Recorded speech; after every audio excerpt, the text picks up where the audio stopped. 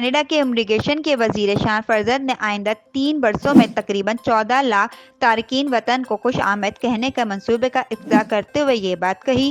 شان فرزد کے اعلان کے مطابق کینیڈا سن 2023 میں 4,65,000 نئے مستقبل باشندوں کو اپنے ملک میں خوش آمد کہیں گے۔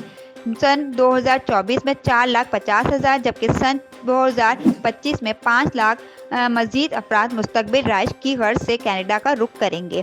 اس کا مطلب یہ ہے کہ تارکین وطن کو اپنے ملک میں بسانے کے کینیڈا کی حکومت کی ابتدائی اہداف میں تقریباً 13% کا اضافہ ہوا۔ کینیڈا کے اس اقدام بنیادی مقصد تمام محکموں میں ملازمتوں کی موجودہ کمی کو پورا کرنا ہے۔ کینیڈا کے مختلف محکموں میں ہزاروں ملازمین دستیاب ہیں جنہیں پر کرنا باقی ہے۔